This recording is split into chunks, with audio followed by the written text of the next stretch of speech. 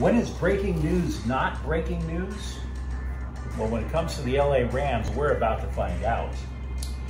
Also, the future is female for the Dodgers bullpen. And we have a question as to why Chicharito gets to take so many penalty kicks for the Galaxy. Good morning, I'm James. This is your daily dose of sports and start for the greatest sports city in the world, Los Angeles. This is faithful Angelenos. I am in a great mood because it's opening night in the NFL. And of course, the Rams are going to kick things off with Buffalo. We'll talk more about that later. If you like the content we've been putting out about LA sports, clickety-clack the like button. Clickety-clack the subscribe button. There's a notifications bell. Hit that to let you know when we drop new content. Sharing is caring. Let people know we exist. And by all means, comment, because I know I am not perfect. I totally get it. Before we go through the news and notes from around LA, we always take a quick look at the scoreboard. Max Muncy yesterday hit a 3-run home run, and the Dodgers have reduced their magic number to 6 after they beat down San Francisco 7-3.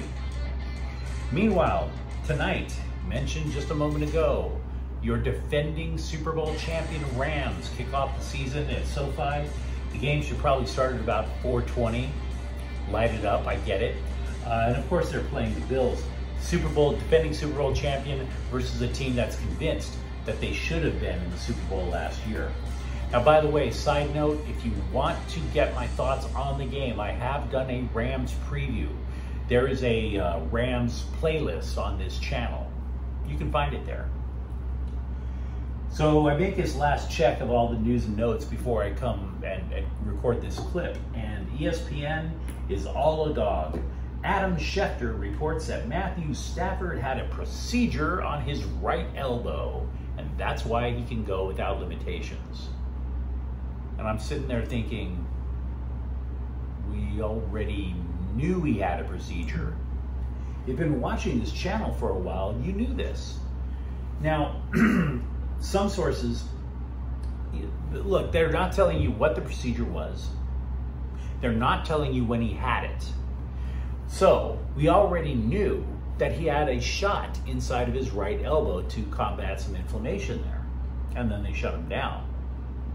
Basically didn't have him throw during the off season. So my question for Mr. Schefter, and understand, I'm not trying to clown Adam Schefter. There are a lot of irresponsible sports journalists out there. There's even irresponsible sports journalists at ESPN. I don't think Adam Schefter is one of them. But Mr. Schefter, is it one procedure that he had that we already knew about, but you didn't? Or is it 2 procedures to his elbow? Is it more than a shot? Is there a scar somewhere that we don't know about? You have to give us some more information. We already knew he had a procedure. So either you have some explaining to do, sir, or the Rams do. No disrespect. Tick-tock. Meanwhile, the Rams did the right thing by one of their players last night. They extended right tackle Rob Havenstein to 3 years. The numbers were not released. Having said that, what we do know is that the numbers on the contract will make him one of the top 10 highest paid right tackles. For tonight's game specifically, though, wide receiver Van Jefferson is out. He had knee surgery during the offseason. It could be a problem for the Rams tonight. He caught 50 passes last year. The Rams also waived running back Xavier Jones. That's the second time that they've done that to the poor fellow. And also cut defensive back Tyler Hall. Now, I'm going to be up front. I mentioned ESPN earlier. I really like CBSSports.com more than ESPN.com. And one of the main reasons, Adam Schefter has nothing to do with it. It's just that every time you go to ESPN.com, you see Stephen A. Smith making googly eyes and shocked and appalled faces like 50 times as you go scroll down. It's pathetic. One of the things I like about CBSSports.com is not only do they have team power rankings, but quarterback power rankings, which I did. Now for tonight's game, Josh Allen, who's going to quarterback for Buffalo, he's ranked number 4. They say he takes too many risks, takes too many hits. Matthew Stafford, interestingly, is down to number 9. And according to the writers there, If he didn't have such a great supporting cast in LA, he'd be down to 12. By the way, if you're a Chargers fan, Justin Herbert is ranked 5th. They like him. They say he does everything right. He just doesn't have a gunslinger mentality. Also, the Chargers are playing the Raiders this weekend. Derek Carr is 12th ranked. Now, for decades, closers, when they jog in from the bullpen, have been getting special music. And it's often really cool and quasi, oh, we're going to kick your ass kind of thing. I mean, I remember how Dodger Stadium would erupt when Eric Gagne would come out to welcome in the jungle. You know, all those Dodger fans like myself, well, I don't leave really, but a lot of other ones would. They would stay to the night just so they could hear Welcome to the Jungle with Eric Gagne coming in. And I always thought California Love for Kenley Jansen was a really nice touch. Current closer Craig Kimbrell, though, is coming out to Let It Go from the Disney Frozen soundtrack. Now, if he had done this as a prank, I would be all for it. Because all this other music is like, yeah, there's going to be a trail of bodies in my wake when I'm done striking you out. And yeah, we're Vikings pillaging and plundering everywhere. It's like really super hardcore stuff. I would like to be a closer and have like a hotline to the press box every night where somebody goes, yeah, James is warming up. Could you play My Humps by Fergie? Maybe Holla Back Girl or 99 Luft Balloons. I could go on and on, like try a new completely whack song every time I go out there. How long has it been since you've heard When I Think About You, I Touch Myself? Those would be great songs to come in to close a game to get the final 3 outs. She Bangs, that would be a great song, right?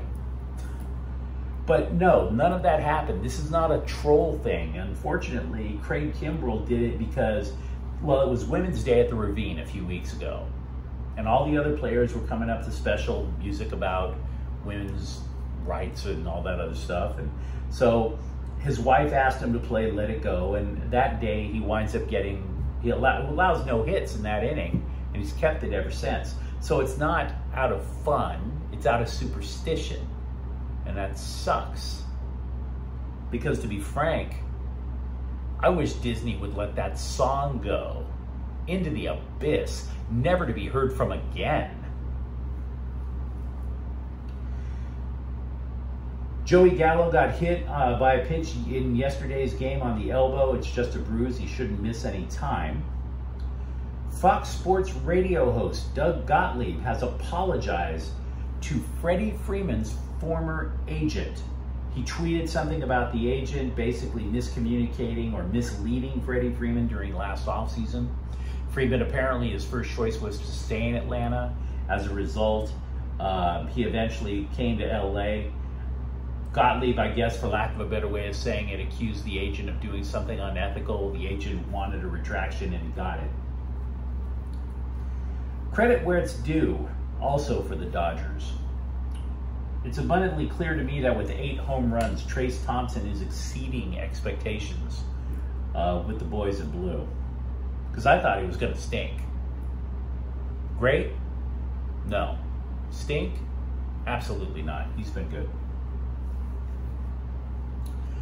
So, if you're a Galaxy fan like I am, you're still somewhat bitter over the fact that Chicharito blew that second penalty kick that would have given the Galaxy a victory and 3 points instead of a tie and only 1, because they're in a race for that last playoff spot. And they have a profound history of tanking on decision day. So if you're still in a sore mood about Chicharito missing that penalty, how about if I make you a little angrier? I was always told that a penalty kick should be converted 90% of the time. 90. Chicharito leads MLS in missed penalty kicks. He is 50%. He has attempted 8 and only made 4. That doesn't make me happy. I mentioned Justin Herbert earlier for the Chargers. If you are a Chargers fan, please take note. Quarterback J.C. Jackson is still not ruled out for the opener against the Raiders. It's going to be a, quote, game time decision. I don't think he's going to play, but I'm not in that locker room, so I have no clue. From the mixed messages department, Coach Darvin Ham says shooting guard Kendrick Nunn looks great in workouts, which is strange because we saw a bunch of reports just last week that said his workouts were going too slow for him to be ready for the Lakers in time for opening night. And by the way, speaking of opening night, it's only 3 weeks away from training camp. Former Laker Dwight Howard does not have a team yet. Might be time to text Triple H, dude. See about that wrestling career. I want to follow up on something also about the Lakers. Nick Young, he was making comments recently about how much he wanted to box D'Angelo Russell. It turns out that wasn't just idle talk. It's not whether or not he's going to fight D'Angelo Russell. He was set to make his boxing debut Saturday. He was going to get into the ring.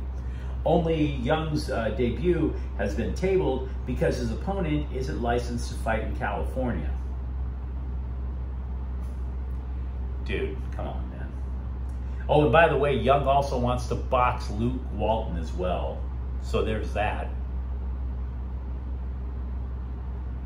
Why is it that Nick Young always sounds like he's taken a few too many punches to the head already, and now he wants to go into boxing?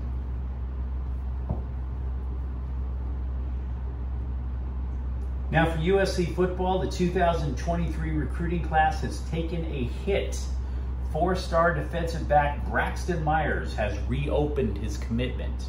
Was committed to SC. Now he's basically playing the field like he's just dumped a girl or something like that. Also, finally, for UCLA in football, we mentioned about a wide receiver, Josiah Norwood. He was a walk-on, scored on a 50-yard touchdown. He is a walk-on no more. The Bruins have rewarded him. They gave him a scholarship. Good news for that guy. I like people who do that. It's kind of like Rudy without the 2 years of getting your ass kicked before coming out on special teams. The guy actually had some skill. Now, if you enjoyed today's broadcast, don't forget to like and subscribe to Faithful Angelenos. We are trying to build something here for LA Sports.